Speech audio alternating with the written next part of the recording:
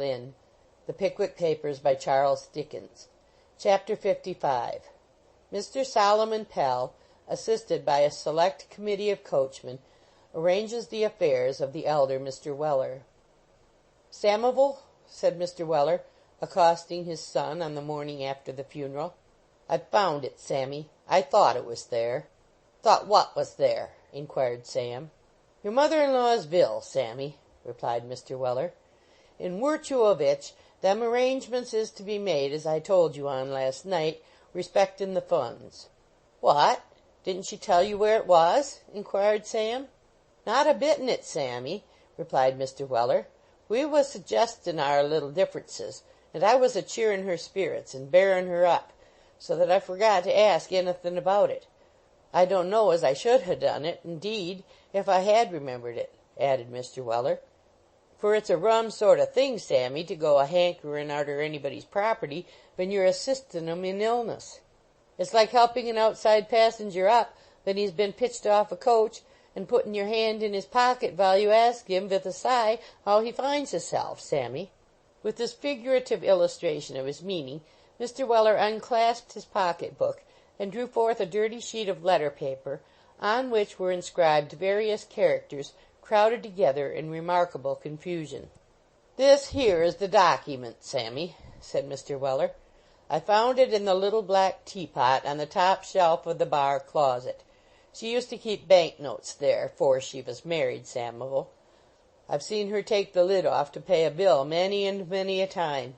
Poor creeter, she might ha' filled all the teapots in the house vith bills, and not have inconwenienced herself neither, for she took wery little of anythin' in that vay lately, 'cept on the temperance nights, when they just laid a foundation o' tea to put the spirits atop on."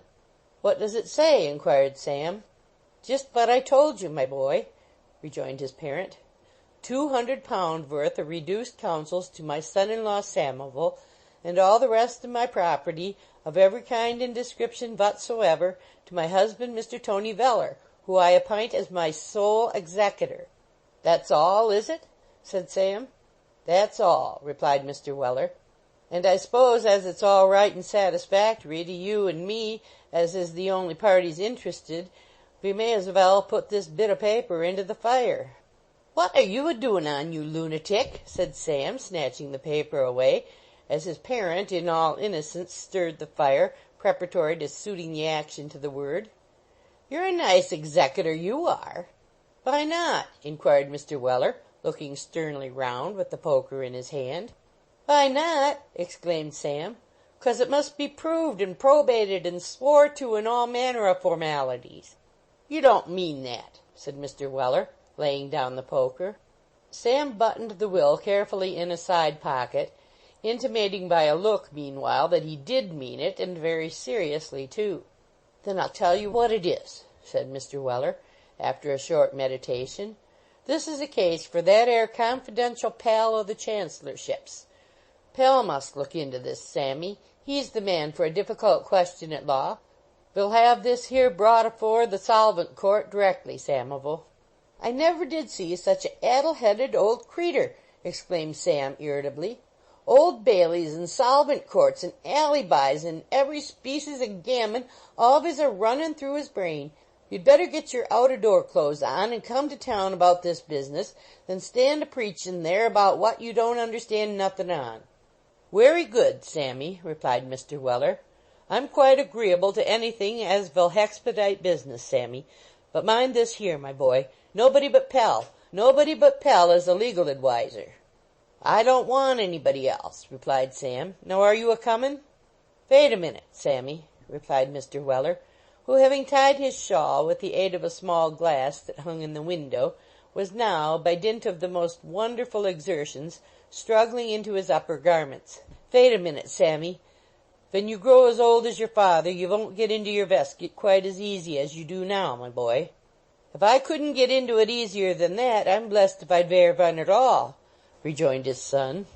"You think so now," said Mr. Weller, with the gravity of age, "but you'll find that as you get vider you'll get viser. Vidth and visdom, Sammy, alvays grows together." As Mr. Weller delivered this infallible maxim, the result of many years' personal experience and observation, he contrived, by a dexterous twist of his body, to get the bottom button of his coat to perform its office. Having paused a few seconds to recover breath, he brushed his hat with his elbow and declared himself ready. "As 4 heads is better than 2, Sammy," said Mr. Weller, as they drove along the London road in the chaise cart, "and as all this here property is a wery great temptation to a legal gentleman, ve'll take a couple of friends o' mine vith us, as'll be wery soon down upon him if he comes anything irregular. 2 of them as saw you to the Fleet that day. They're the wery best judges," added Mr. Weller in a half whisper, "the wery best judges of a horse you ever knowed." "And of a lawyer, too?" inquired Sam. "The man as can form a ackerate judgment of a animal can form a ackerate judgment of anything," replied his father, so dogmatically that Sam did not attempt to controvert the position. In pursuance of this notable resolution, the services of the mottled-faced gentleman and of 2 other very fat coachmen, selected by Mr. Weller probably with a view to their wit and consequent wisdom, were put into requisition, and this assistance having been secured, the party proceeded to the public-house in Portugal Street, whence a messenger was dispatched to the Insolvent Court over the way, requiring Mr. Solomon Pell's immediate attendance. The messenger fortunately found Mr. Solomon Pell in court, regaling himself, business being rather slack, with a cold collation of an Abernathy biscuit and a saveloy. The message was no sooner whispered in his ear than he thrust them in his pocket among various professional documents, and hurried over the way with such alacrity that he reached the parlor before the messenger had even emancipated himself from the court. "Gentlemen," said Mr. Pell, touching his hat, "my service to you all. I don't say it to flatter you, gentlemen, but there are not 5 other men in the world that I'd have come out of that court for to-day." "So busy, eh?" said Sam. "Busy," replied Pell. "I'm completely sewn up, as my friend, the late Lord Chancellor, many a time used to say to me, gentlemen, when he came out from hearing appeals in the House of Lords. Poor fellow, he was very susceptible to fatigue. He used to feel those appeals uncommonly. I actually thought more than once that he'd have sunk under 'em. I did indeed." Here Mr. Pell shook his head and paused, on which the elder Mr. Weller, nudging his neighbour as begging him to mark the attorney's high connections, asked whether the duties in question produced any permanent ill effects on the constitution of his noble friend. "I don't think he ever quite recovered them," replied Pell. "In fact, I'm sure he never did. 'Pell,' he used to say to me many a time, 'how the blazes you can stand the head work you do is a mystery to me.' 'Well,' I used to answer, 'I hardly know how I do it, upon my life.' Pell," he'd add, sighing and looking at me with a little envy, "friendly envy, you know, gentlemen, mere friendly envy, I never minded it. Pell, you're a wonder, a wonder. Ah, you'd have liked him very much if you had known him, gentlemen. Bring me 3 pennorth of rum, my dear." Addressing this latter remark to the waitress in a tone of subdued grief, Mr. Pell sighed, looked at his shoes and the ceiling, and the rum having by that time arrived, drank it up. "However," said Pell, drawing a chair to the table, "a professional man has no right to think of his private friendships when his legal assistance is wanted. By the by, gentlemen, since I saw you here before, we have had to weep over a very melancholy occurrence." Mr. Pell drew out a pocket-handkerchief when he came to the word weep, but he made no further use of it than to wipe away a slight tinge of rum which hung upon his upper lip. "I saw it in the Advertiser, Mr. Weller," continued Pell. "Bless my soul, not more than 52. Dear me, only think." These indications of a musing spirit were addressed to the mottled-faced man whose eyes Mr. Pell had accidentally caught, on which the mottled-faced man, whose apprehension of matters in general was of a foggy nature, moved uneasily in his seat, and opined that, indeed, so far as that went, there was no saying how things was brought about, which observation, involving one of those subtle propositions which it is difficult to encounter in argument, was controverted by nobody. "I have heard it remarked that she was a very fine woman, Mr. Weller," said Pell in a sympathizing manner. "Yes, sir, she was," replied the elder Mr. Weller. not much relishing this mode of discussing the subject, and yet thinking that the attorney, from his long intimacy with the late Lord Chancellor, must know best on all matters of polite breeding. "She was a wery fine 'oman, sir, ven I first knowed her. She was a widder, sir, at that time." "Now it's curious," said Pell, looking round with a sorrowful smile. "Mrs. Pell was a widow." "That's very extraordinary," said the mottled-faced man. "Well, it is a curious coincidence," said Pell. "Not at all," gruffly remarked the elder Mr. Weller. "More widders is married than single women." "Very good," said Pell. "You're quite right, Mr. Weller. Mrs. Pell was a very elegant and accomplished woman.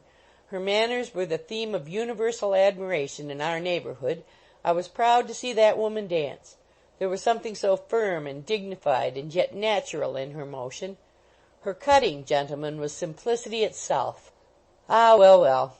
Excuse my asking the question, Mr. Samuel," continued the attorney in a lower voice. "Was your mother-in-law tall?" "Not wery," replied Sam. "Mrs. Pell was a tall figure," said Pell. "A splendid woman, with a noble shape, and a nose, gentlemen, formed to command and be majestic. She was very much attached to me, very much. Highly connected, too. Her mother's brother, gentlemen, failed for £800 as a law stationer." "Vell," said Mr. Weller, who had grown rather restless during this discussion, "vith regard to business—" The word was music to Pell's ears.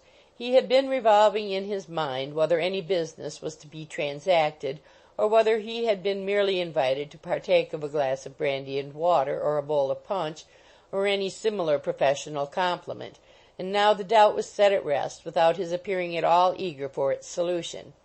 His eyes glistened as he laid his hat on the table and said, "What is the business upon which either of these gentlemen wish to go through the court?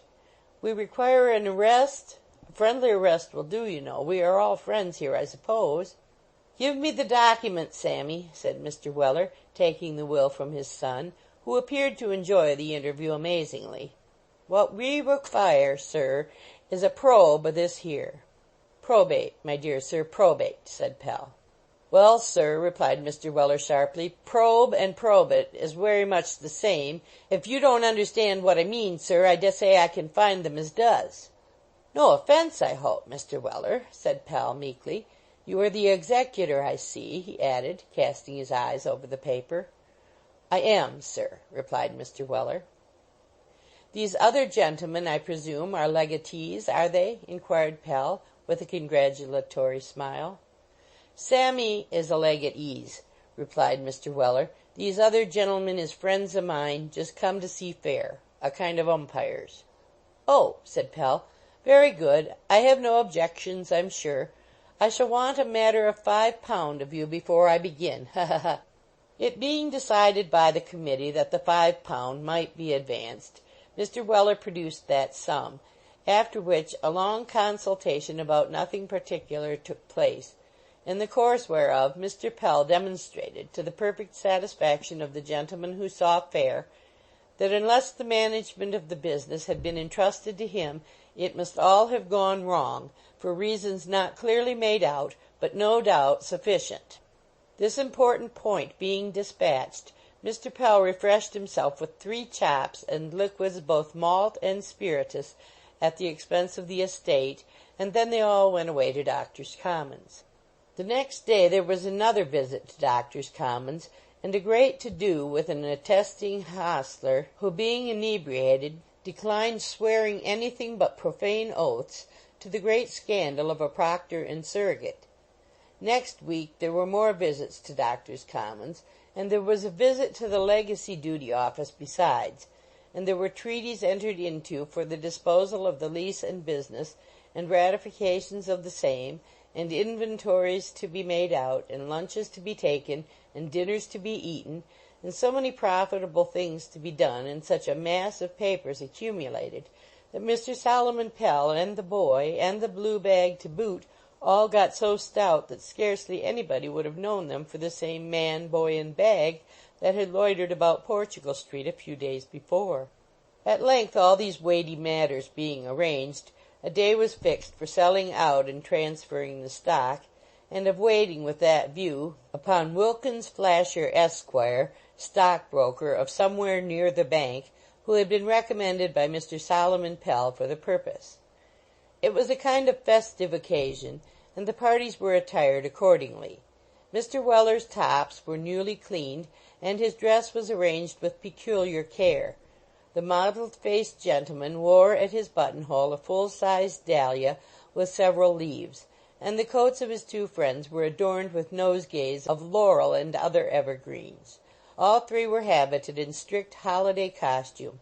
That is to say, they were wrapped up to the chins and wore as many clothes as possible, which is and has been a stage coachman's idea of full dress ever since stage coaches were invented. Mr. Pell was waiting at the usual place of meeting at the appointed time. Even he wore a pair of gloves and a clean shirt, much frayed at the collar and wristbands by frequent washings. 1:45, said Pell, looking at the parlor clock. If we are with Mr. Flasher at 1:15, we shall just hit the best time. What should you say to a drop of beer, gentlemen? Suggested the mottled-faced man. And a little bit of cold beef, said the second coachman. Or a oyster, added the third, who was a horse gentleman, supported by very round legs. Hear, hear, said Pell, to congratulate Mr. Weller on his coming into possession of his property. Eh? Ha, ha! I'm quite agreeable, gentlemen, answered Mr. Weller. Sammy, pull the bell. Sammy complied, and the porter, cold beef, and oysters being promptly produced, the lunch was done ample justice to. Where everybody took so active a part, it is almost invidious to make a distinction, but if one individual evinced greater powers than another, it was the coachman with the hoarse voice, who took an imperial pint of vinegar with his oysters without betraying the least emotion. Mr. Pell, sir, said the elder Mr. Weller, stirring a glass of brandy and water, of which one was placed before every gentleman when the oyster shells were removed. Mr. Pell, sir, it was my intention to have proposed the funds on this occasion, but Samivel has whispered to me. Here Mr. Samuel Weller, who had silently eaten his oysters with tranquil smiles, cried, "Here!" in a very loud voice. Has whispered to me, resumed his father, that it would be better to dewote the liquor to wishing you success and prosperity, and thanking you for the manner in which you brought this here business through. Here's your health, sir. Hold hard there, interposed the mottled-faced gentleman with sudden energy. Your eyes on me, gentlemen. Saying this, the mottled-faced gentleman rose, as did the other gentleman. The mottled-faced gentleman reviewed the company, and slowly lifted his hand, upon which every man, including him of the mottled countenance, drew a long breath, and lifted his tumbler to his lips. In one instant the mottled-faced gentleman depressed his hand again, and every glass was set down empty. It is impossible to describe the thrilling effect produced by this striking ceremony. At once dignified, solemn, and impressive, it combined every element of grandeur. "Well, gentlemen," said Mr. Pell, "all I can say is, that such marks of confidence must be very gratifying to a professional man. I don't wish to say anything that might appear egotistical, gentlemen, but I'm very glad for your own sakes that you came to me, that's all. If you had gone to any low member of the profession, it's my firm conviction, and I assure you of it as a fact, that you would have found yourselves in Queer Street before this. I could have wished my noble friend had been alive to have seen my management of this case. I don't say it out of pride, but I think— However, gentlemen, I won't trouble you with that. I'm generally to be found here, gentlemen, but if I'm not here or over the way, that's my address. You'll find my terms very cheap and reasonable, and no man attends more to his clients than I do, and I hope I know a little of my profession besides.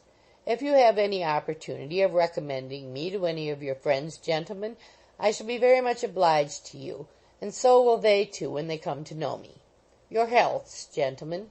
With this expression of his feelings, Mr. Solomon Pell laid 3 small written cards before Mr. Weller's friends, and looking at the clock again, feared it was time to be walking.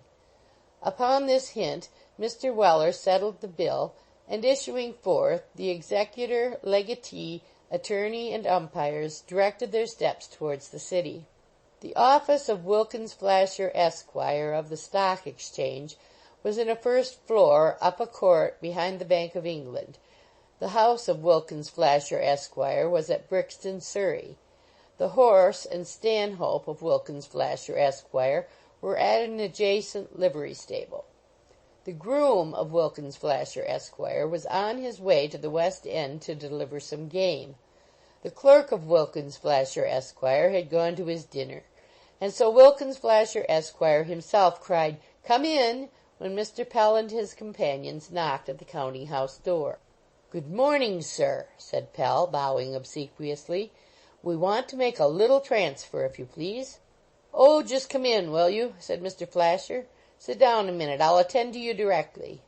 "Thank you, sir," said Pell. "There's no hurry. Take a chair, Mr. Weller." Mr. Weller took a chair, and Sam took a box, and the umpires took what they could get, and looked at the almanac and one or two papers which were wafered against the wall, with as much open-eyed reverence as if they had been the finest efforts of the old masters. "Well, I'll bet you half a dozen of claret on it. Come," said Wilkins Flasher, Esquire, resuming the conversation to which Mr. Pell's entrance had caused a momentary interruption. This was addressed to a very smart young gentleman who wore his hat on his right whisker and was lounging over the desk killing flies with a ruler. Wilkins Flasher, Esquire, was balancing himself on two legs of an office stool, spearing a wafer box with a penknife, which he dropped every now and then with great dexterity into the very center of a small red wafer that was stuck outside. Both gentlemen had very open waistcoats and very rolling collars, and very small boots, and very big rings, and very little watches, and very large yard chains, and symmetrical inexpressibles, and scented pocket-handkerchiefs. "I never bet half a dozen," said the other gentleman. "I'll take a dozen." "Done, Simmery, done," said Wilkins Flasher, Esquire. "P.P., mind," observed the other. "Of course," replied Wilkins Flasher, Esquire. Wilkins Flasher, Esquire, entered it in a little book with a gold pencil case, and the other gentleman entered it also in another little book with another gold pencil case. "I see there's a notice up this morning about Boffer," observed Mr. Simmery. "Poor devil, he's expelled the house." "I'll bet you 10 guineas to 5 he cuts his throat," said Wilkins Flasher, Esquire. "Done," replied Mr. Simmery. "Stop, I bar," said Wilkins Flasher, Esquire, thoughtfully. "Perhaps he may hang himself." "Very good," rejoined Mr. Simmery, pulling out the gold pencil case again. "I've no objection to take you that way. Say makes away with himself. Kills himself, in fact," said Wilkins Flasher, Esquire. "Just so," replied Mr. Simmery, putting it down. "Flasher, 10 guineas to 5. Boffer kills himself. Within what time, shall we say?" "A fortnight?" suggested Wilkins Flasher, Esquire. "Confound it, no," rejoined Mr. Simmery, stopping for an instant to smash a fly with the ruler. "Say a week." "Split the difference," said Wilkins Flasher, Esquire. "Make it 10 days." "Well, 10 days," rejoined Mr. Simmery. So it was entered down on the little books that Boffer was to kill himself within 10 days, or Wilkins Flasher, Esquire, was to hand over to Frank Simmery, Esquire, the sum of 10 guineas, and that if Boffer did kill himself within that time, Frank Simmery, Esquire, would pay to Wilkins Flasher, Esquire, 5 guineas instead. "I'm very sorry he has failed," said Wilkins Flasher, Esquire. "Capital dinners he gave." "Fine port he had, too," remarked Mr. Simmery. "We are going to send our butler to the sale tomorrow to pick up some of that '64. "The devil you are!" said Wilkins Flasher, Esquire. "My man's going, too. 5 guineas, my man outbids your man." "Done." Another entry was made in the little books with the gold pencil cases, and Mr. Simmery, having by this time killed all the flies and taken all the bets, strolled away to the Stock Exchange to see what was going forward. Wilkins Flasher, Esquire, now condescended to receive Mr. Solomon Pell's instructions, and having filled up some printed forms, requested the party to follow him to the bank, which they did, Mr. Weller and his 3 friends staring at all they beheld in unbounded astonishment, and Sam encountering everything with a coolness which nothing could disturb. Crossing a courtyard which was all noise and bustle, and passing a couple of porters who seemed dressed to match the red fire engine which was wheeled away into a corner, they passed into an office where their business was to be transacted, and where Pell and Mr. Flasher left them standing for a few moments while they went upstairs into the will office. "What place is this here?" whispered the mottled-faced gentleman to the elder Mr. Weller. "Counsel's office," replied the executor in a whisper. "What are them gentlemen a settin' behind the counters?" asked the hoarse coachman. "Reduced counsels, I s'pose," replied Mr. Weller. "Ain't they the reduced counsels, Samivel?"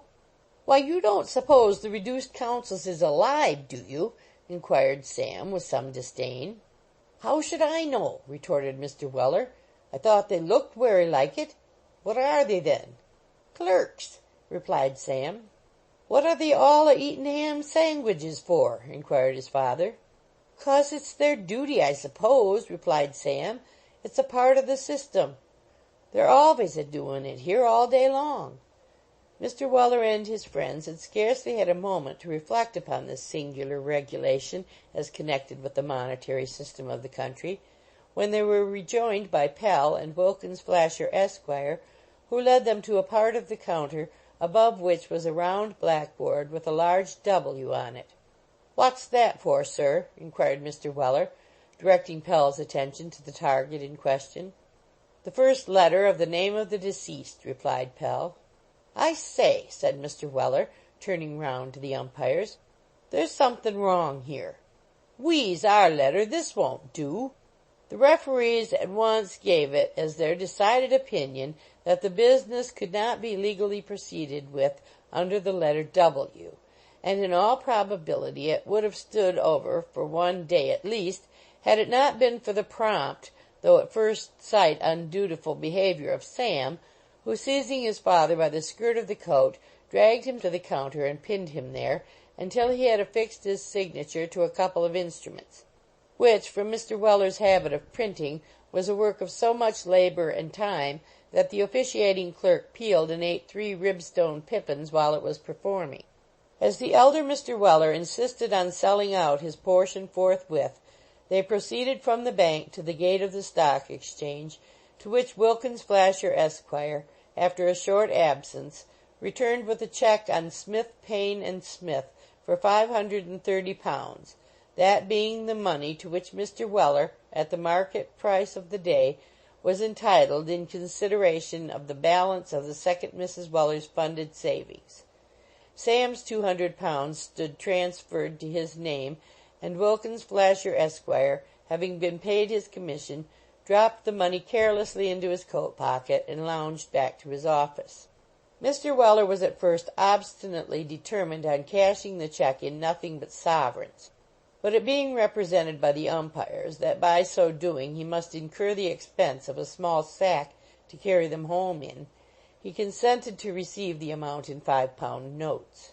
"My son," said Mr. Weller as they came out of the banking house, "my son and me has a werry partickler engagement this arternoon, and I should like to have this here business settled out of hand.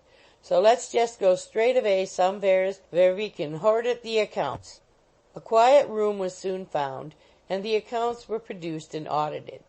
Mr. Pell's bill was taxed by Sam, and some charges were disallowed by the umpires, but notwithstanding Mr. Pell's declaration, accompanied with many solemn asseverations that they were really too hard upon him, it was by very many degrees the best professional job he had ever had, and one on which he boarded, lodged, and washed for 6 months afterwards. The umpires, having partaken of a dram, shook hands and departed, as they had to drive out of town that night. Mr. Solomon Pell, finding that nothing more was going forward, either in the eating or drinking way, took a friendly leave, and Sam and his father were left alone. "There," said Mr. Weller, thrusting his pocket-book in his side pocket, "with the bills for the lease and that, there's £1180 here. Now, Samivel, my boy, turn the horses' heads to the George and Walter." Chapter 55